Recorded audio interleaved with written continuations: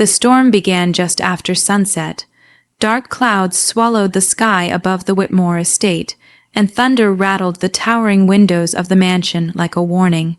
Inside, the golden chandeliers glowed warmly against polished marble floors, casting soft reflections that made everything appear elegant and untouched. But the warmth in that house was an illusion. I stood in the center of the grand foyer, my hands trembling as I rested one protectively over my swollen belly. At 20, 3 years old and 8 months pregnant with twins, I had never felt more alone. Across from me stood my parents. My mother, Vivian Whitmore, looked flawless as always, dressed in a cream silk gown that probably cost more than most people earned in a year. Her sharp blue eyes, so much like mine, held no trace of compassion. Beside her, my father, Richard Whitmore, stood stiff and imposing in his tailored black suit. His expression was colder than the storm outside. The silence stretched painfully between us. Then my mother spoke. "You've humiliated this family for the last time." Her words struck like ice. I swallowed hard, fighting back tears. "Mom, please, don't call me that," she snapped. The cruelty in her voice made my chest tighten. I had spent my entire life trying to make them proud. Straight A's, debate championships, graduating top of my class in software engineering. I followed every rule they set, attended every event they demanded, smiled for every photo they arranged. And still, none of it mattered. Not now, not after Daniel died. Daniel Carter had been everything my parents never expected me to choose. He wasn't from old money. He wasn't the son of some powerful business associate. He was kind, real. He loved me for who I was, not for my family name. 3 months ago, he had died in a car accident on his way to tell his parents about our engagement. He never got to know I was carrying his children. And when I finally gathered the courage to tell my parents about the pregnancy, they looked at me as if I were filth. My father's jaw tightened. "You've become an embarrassment," he said coldly. "They're your grandchildren." I whispered, my voice shaking. My mother laughed bitterly. "No, they're evidence of your recklessness." The words sliced through me. I stared at her in disbelief. This was the woman who used to tuck me into bed when I was little. The woman who once kissed my scraped knees and told me everything would be okay. What had happened to her? Or had she always been this way? And I had simply been too blind to see it. "I have nowhere else to go," I said softly. For a moment, I thought I saw hesitation in my father's eyes. But then he reached down and tossed a small duffel bag onto the floor at my feet. It landed with a dull thud. Inside were a few clothes and the old laptop I'd used in college. Nothing else. No money, no support. "No apology. You should have thought about that before making disgraceful choices," he said, my breath caught. A sharp pain twisted through my stomach. I gasped and instinctively clutched my belly. Another pain hit seconds later, stronger than the first. My water broke, soaking the marble floor beneath me. For one brief second, panic flashed across my mother's face. But it disappeared just as quickly. "Not here," she said sharply. I stared at her, horrified. "Please," I begged. "I'm in labor." My father walked to the front doors and pulled them open. Rain and wind howled into the foyer. "Get out." I couldn't believe what I was hearing. "Dad, now." The command in his voice was absolute. I looked desperately between them, praying one of them would stop this. Neither moved, neither cared. Another contraction tore through me. Crying, I grabbed the duffel bag and stumbled toward the open doors. The instant I stepped outside, icy rain drenched me. Behind me, the doors slammed shut. The sound echoed like a final sentence. I was no longer their daughter. The storm blurred everything. Streetlights glowed dimly through sheets of rain as I staggered down empty sidewalks, each contraction stealing more of my strength. I had nowhere to go, No friends close enough to reach, no family willing to help. My body shook violently, whether from cold or fear I couldn't tell. Then I saw it, a faded sign glowing weakly through the darkness. Martha's Community Clinic. It sat on the corner of an aging brick building. Using the last of my strength, I climbed the steps and pounded on the door. Then everything went black. When I opened my eyes, I was lying on a narrow bed in a small but warm room. The scent of lavender and antiseptic filled the air. A woman with silver hair leaned over me, her face lined with concern. "Well, hello there," she said gently. "Where? You're safe," she said. "I'm Martha." Another contraction ripped through me, her expression sharpened instantly. "The babies are coming." For the next 14 hours, Martha stayed by my side. She held my hand through every scream, wiped my tears, whispered encouragement when I thought I couldn't go on. And just before dawn, my twins were born. First came my son, then my daughter. Their cries filled the tiny room like music. Martha carefully placed them in my arms. The moment I looked into their tiny faces, the pain, fear, and heartbreak melted into something else. Love, pure and overwhelming. Tears streamed down my cheeks as Leo curled his tiny fingers around mine. Beside him, Lily blinked up at me with sleepy blue eyes. "They were perfect. They're beautiful," Martha whispered. I nodded, unable to speak.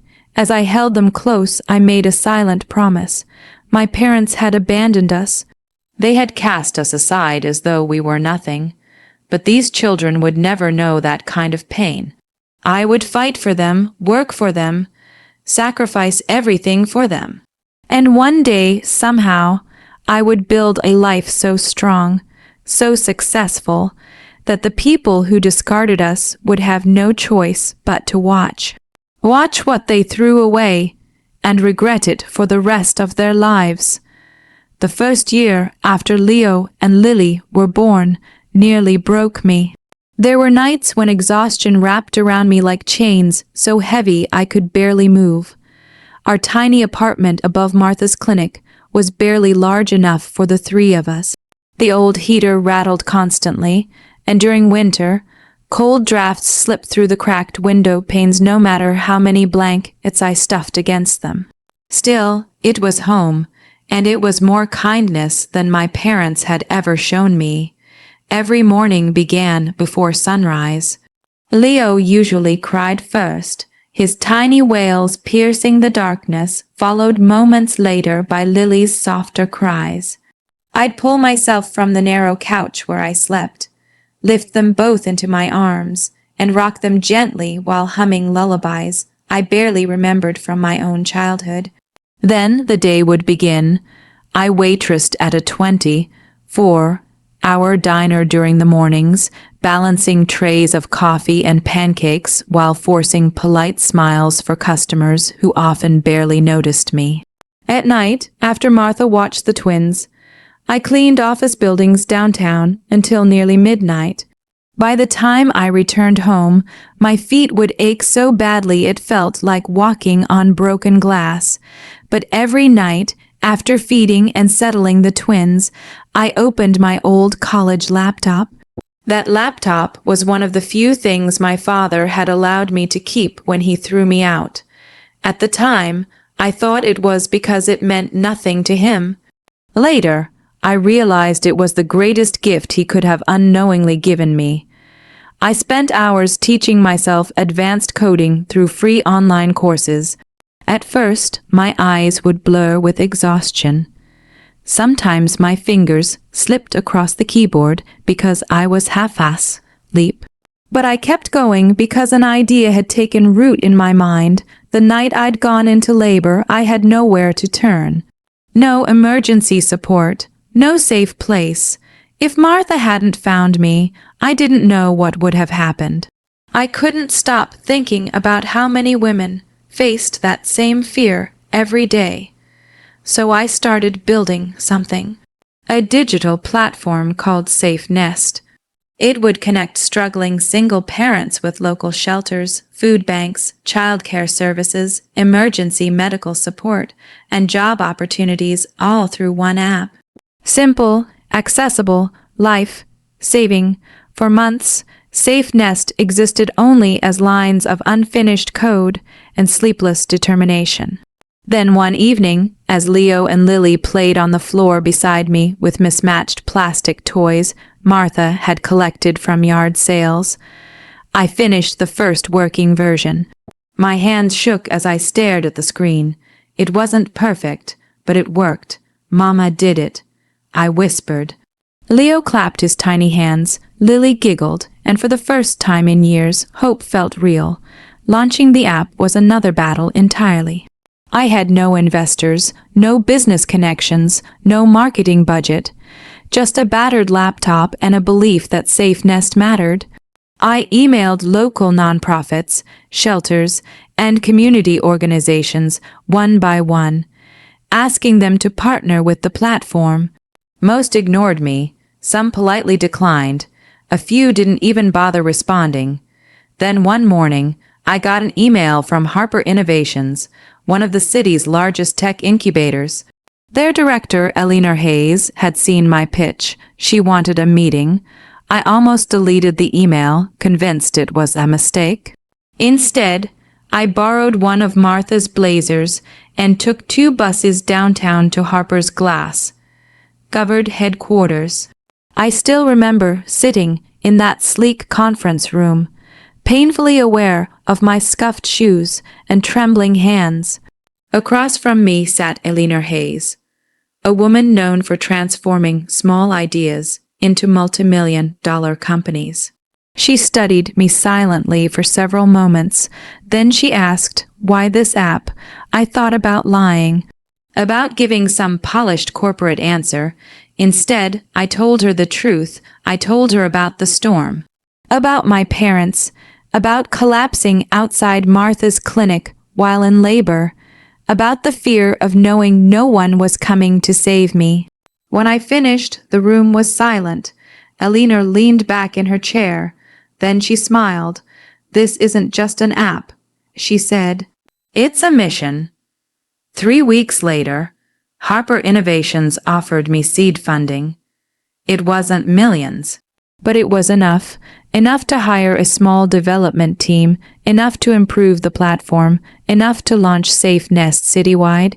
The app spread faster than anyone expected. Within 6 months, thousands of parents were using it. Shelters reported dramatic increases in successful placements. Food banks connected with families in hours instead of days. Single mothers sent messages thanking us for helping them find emergency childcare, housing, and legal aid. Then national media noticed. Articles called SafeNest the most compassionate tech breakthrough of the decade. Downloads exploded. Investors flooded in. By the 2nd year, SafeNest expanded nationwide. By the 3rd, internationally. And by the 5th year, my company was valued at over $100 million. The girl my parents had abandoned was suddenly one of the youngest self-made tech CEOs in the country.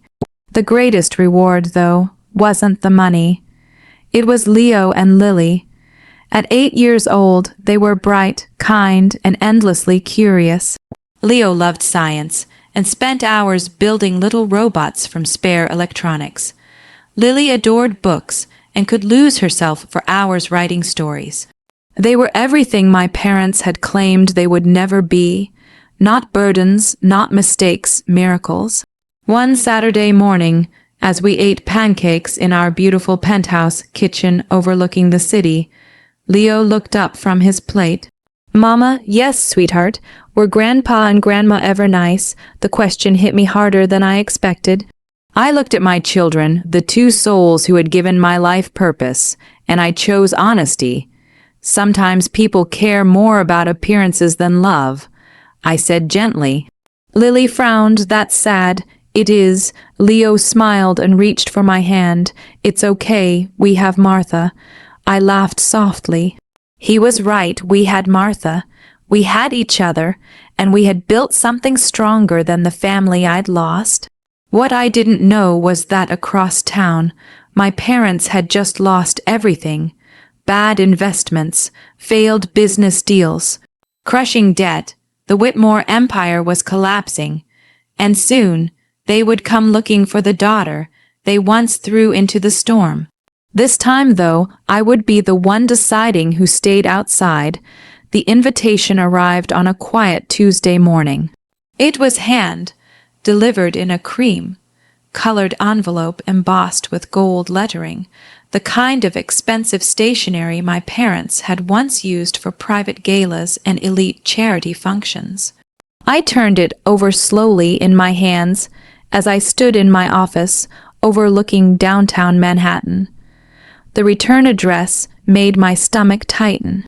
The Beaumont Grand Hotel, the city's most exclusive venue, home to the annual Legacy of Hope charity gala, an event attended by billionaires, politicians, and the most powerful names in business. I opened the envelope carefully. Inside was a formal invitation requesting my presence as the evening's mystery keynote benefactor. At the bottom was a handwritten note. Elena insists this year's announcement will change lives. Trust me. Victoria Beaumont. A smile tugged at my lips. Victoria Beaumont, owner of the hotel and one of SafeNest's largest private supporters, had become a close friend over the years. If she was involved, something significant was planned. Still, I had no idea just how life-changing this night would become. That same afternoon, Eleanor Hayes called. "Have you read the invitation?" she asked. "I have," I replied, settling into my chair. "Good. I've kept this under wraps for months, but the board approved it yesterday." "Approved what?" She paused, clearly enjoying the suspense. The international SafeNest expansion generated far more revenue than projected. After all operational allocations, we have an unrestricted discretionary fund. My brows furrowed. How much? Just over $100 million. I nearly dropped the phone. Even after years of success, hearing numbers like that still felt surreal. "What are you telling me? That it's yours to allocate?" I stared out at the skyline, speechless. $100 million? The amount could transform thousands of lives. "What would you do?" Eleanor asked. I didn't hesitate. "I'd give it away." She laughed softly. "That's exactly why I backed you. The gala would be the perfect place to announce it. A public donation. $100 million directed toward building shelters, educational programs, and emergency housing for single parents and vulnerable children worldwide. It would become the largest charitable contribution in the organization's history, and completely unexpected. I agreed immediately. What I didn't know was that news of the mystery donor had already spread through the city's elite circles. And my parents had heard every rumor. The Whitmore estate was gone, sold 6 months earlier to cover mounting debt. Their luxury cars had been repossessed, the private club memberships canceled. Years of reckless investments and my father's arrogance had shattered everything they once built. Now they lived in a rented condominium across town, clinging desperately to the scraps of their former status. When reports surfaced that I was the likely mystery benefactor at the Legacy Gala, desperation sparked into opportunity. For the first time in nearly a decade, they reached out. The call came 2 days before the event. I stared at the unknown number flashing on my phone. Something told me exactly who it was. I answered, "Elena," my mother's voice smooth, controlled, as if no years had passed. As if she hadn't thrown her pregnant daughter into a thunderstorm. I said nothing. Her practiced sweetness cracked slightly. "We've missed you." The lie was almost laughable. "What do you want?" A pause, then my father spoke. "We've heard about your incredible success." Of course they had. "We'd like to reconnect," he said carefully. I leaned back in my chair, stunned by his audacity. Reconnect. as though abandoning me and my unborn children had been some minor misunderstanding. "You made your choice 9 years ago," I said coldly. "Elena," my mother cut in, her voice sharpening. "Families forgive." I almost laughed. "Families don't leave their daughters in labor on the street. Families don't erase blood because it threatens their reputation." "You're right," I said quietly. "Good," she replied quickly, relief flooding her voice. "I'll see you at the gala then." Before I could respond, she hung up. I stared at the dead line. For a moment, anger flared hot and sharp. Then it faded, replaced by calm. They thought this gala was their chance. They thought I would rescue them. They had no idea what was coming. The night of the Legacy of Hope Gala arrived in a blaze of camera flashes and glittering chandeliers. The Beaumont Grand shimmered like a palace, its marble entrance lined with reporters and luxury cars. Inside, the ballroom glowed beneath crystal light. I entered wearing a midnight blue gown, elegant but understated. At my side walked Leo and Lily, now 9 years old, dressed beautifully and carrying themselves with quiet confidence. Martha followed just behind us, radiant in silver. The moment we entered, the room fell silent. Whispers rippled through the crowd. That was something I'd never fully gotten used to, the way people stared, not with pity anymore, with admiration. Across the ballroom, I spotted them, my parents. My mother wore a borrowed designer dress, though I recognized the desperation beneath her polished appearance. My father's tuxedo hung awkwardly on his thinner frame. The years had not been kind. The moment they saw me, their expressions transformed into eager smiles. Predatory smiles. My mother crossed the room first. "Elena," she exclaimed, arms outstretched. I stepped back before she could touch me. The hurt flickering across her face was almost convincing. Then her eyes landed on Leo and Lily, her grandchildren. Children she had once rejected before they were even born. "Oh," she breathed dramatically. "They're beautiful." Lily instinctively moved closer to me. Leo's hand tightened around mine. "Good instincts." My father forced a smile. "We're so proud of what you've accomplished." The hypocrisy was breathtaking. Before I could respond, the ballroom lights dimmed. A spotlight illuminated the stage. Victoria Beaumont stepped to the microphone. "Ladies and gentlemen," she announced, "tonight we witness history." Applause filled the room. She smiled toward me. Our mystery benefactor built an empire from compassion, resilience, and impossible odds. I rose slowly. The room erupted into murmurs. My parents stared in stunned anticipation. I could almost see their thoughts. This was it, the moment I would forgive them, the moment I would save them. I walked to the stage, taking the microphone as thousands of eyes fixed on me.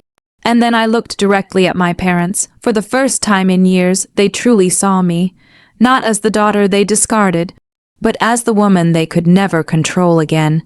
And as I prepared to speak, I knew this would be the night they learned exactly what abandoning me had cost them. The ballroom was silent. Hundreds of eyes followed me as I stood beneath the spotlight, the microphone steady in my hand. Across the room, my parents sat frozen at their table near the front.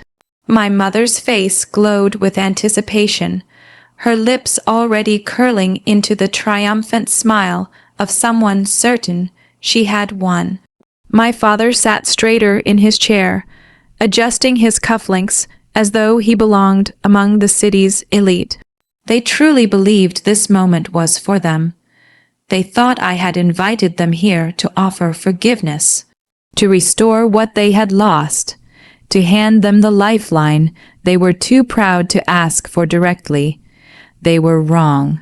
I glanced toward Leo and Lily.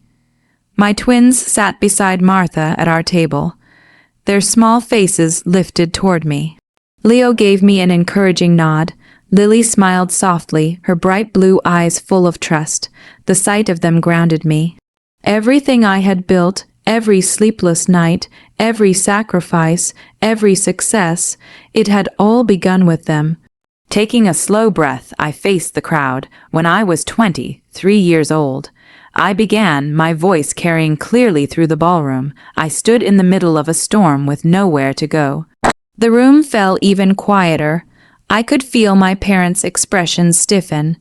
I was 8 months pregnant with twins. I continued. The father of my children had just died in a car accident. I was grieving, terrified, and desperate for support. I paused. And that was the night my parents threw me out of their home. A ripple of shocked murmurs swept through the audience. My mother's smile vanished instantly. My father's face drained of color. I looked directly at them. They called my children a disgrace, a mistake, an embarrassment. Gasps echoed across the room. My mother shifted uncomfortably, forcing a weak smile as if trying to dismiss my words as exaggeration. But no one was smiling now. I went into labor that night.